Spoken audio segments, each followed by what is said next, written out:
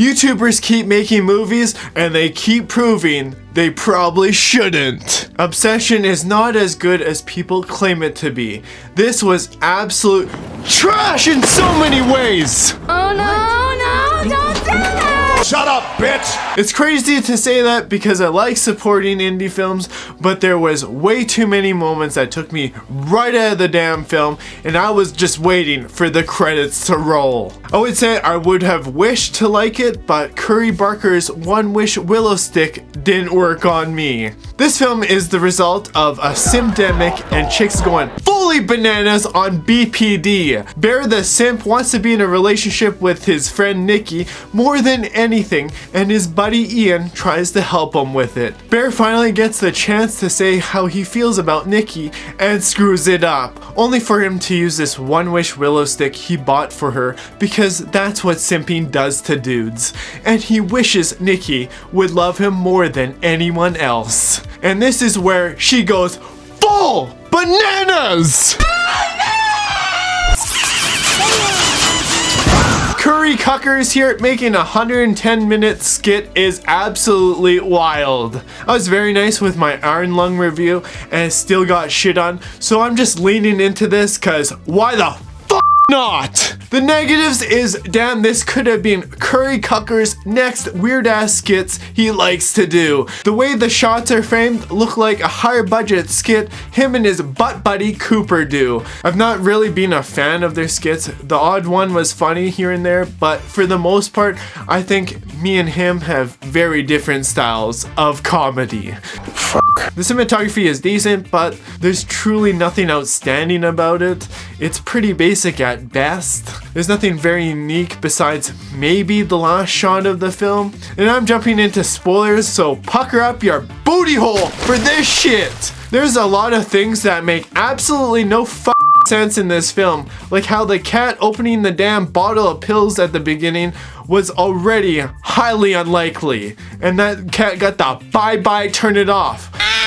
Kid is being a dildo! But obviously many people let that shit slide cause hyping and glazing a film seems to be the only thing people do these days. And I laugh my ass when Bear cries about his cat dying. I don't know why, maybe just the way it was presented was funny, and him crying like a bitch on his damn bed.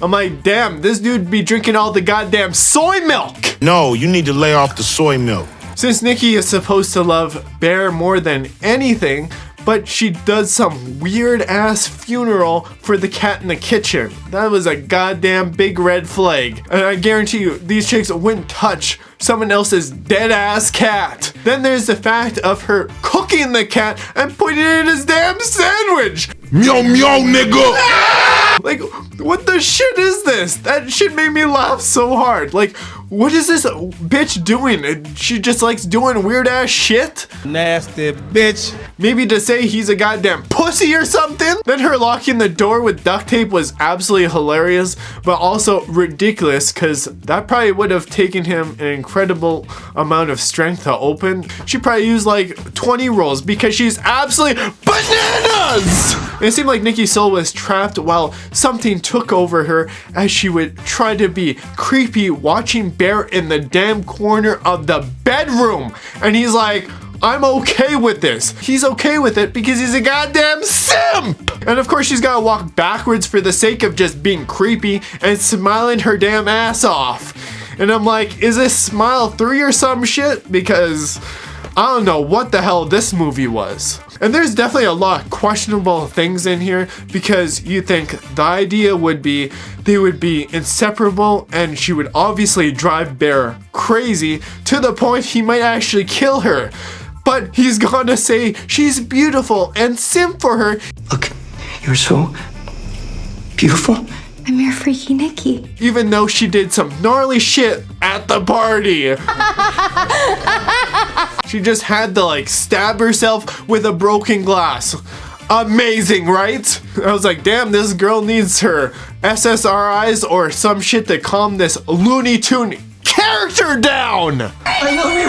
I love you. Nobody would ever say with this chick remotely that long, but because Bear's a goddamn simp, he's gonna stick with her. When BPD girl Nikki here comes out of being Nikki and goes into Freaky Nikki. it kind of just threw me off here and there. It basically took me out of the film. Every single time she would act absolutely loony as shit, and then she'd come back to being herself, and then she'd just jump back to being a Freaky Nikki. The pacing was very off, it dragged quite a bit, and this could have been edited down to, what, a 90-minute film, and it would still have the same effect of being a simp-ass bitch film! The music would randomly cut out instead of just droning out in the background. It wasn't like the character was turning off a radio or something. It just randomly goes off. And again, it threw me out of the film again. This was one of the least immersive films I have watched in a long time. The part after Sarah gets her face smashed in, Bear doesn't lose his shit exactly, and I just felt bad for Sarah, but Bear should have just not helped Nikki with the damn body. I was like, damn, this dude is a piece of shit. And at that point, it would have made sense for Nikki to knock Bear out or something and strap him to a chair so he would just stay in one spot so she could love him forever. But no, this bitch ass simp helps her with the goddamn body! And then what? Bear screams after opening Sarah's letter that she got accepted to art school and then decides to yell. This shit was laughable at best.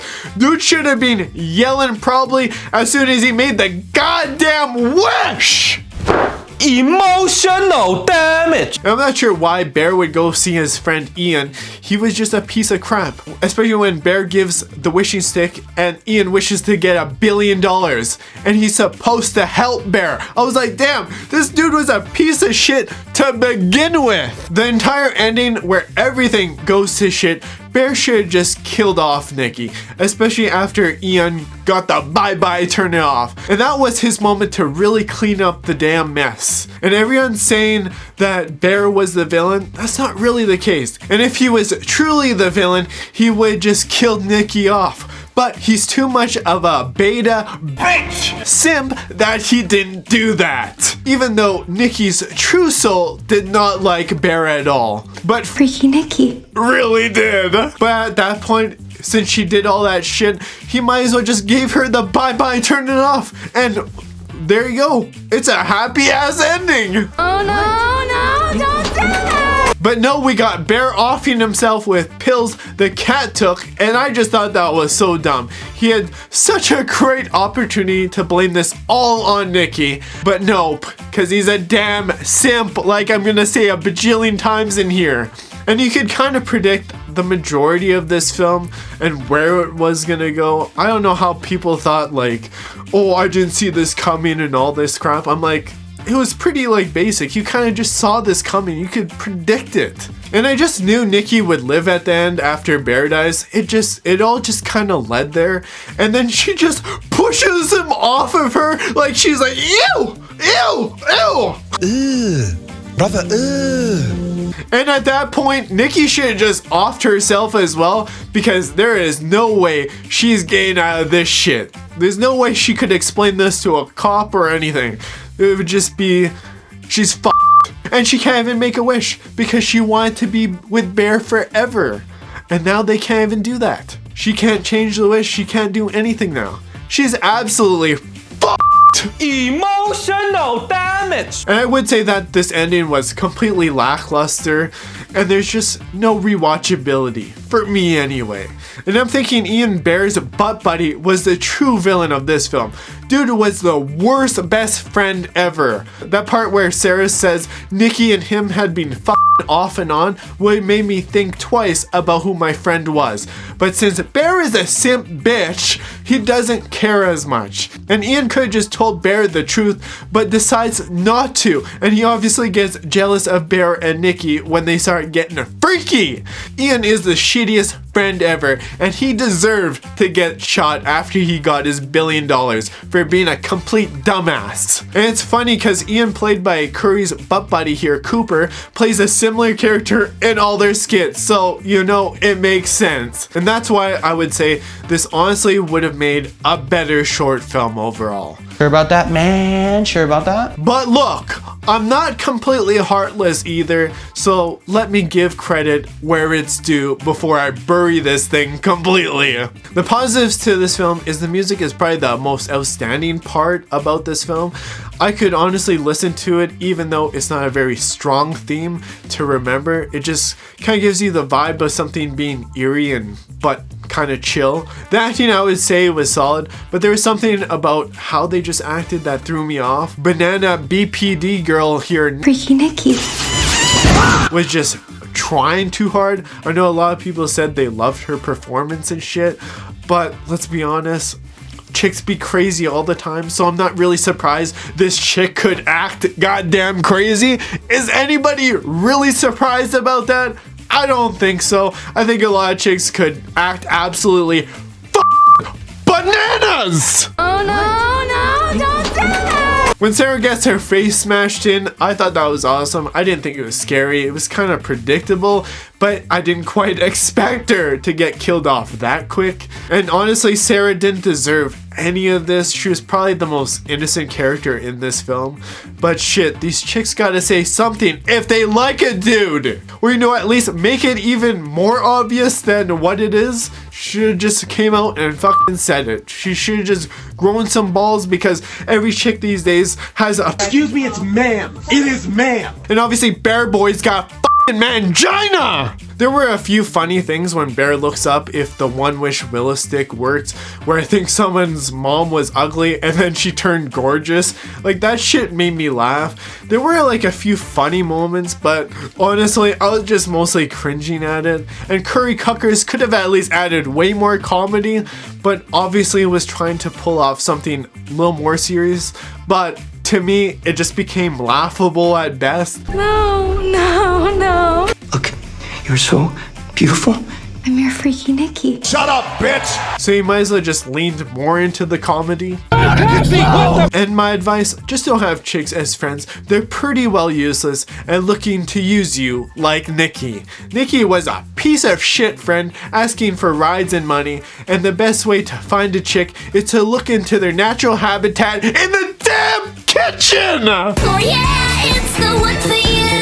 Overall, this is a 4 out of 10 for being the most simpiest and BPD film to ever exist. This was level 10,000 and above.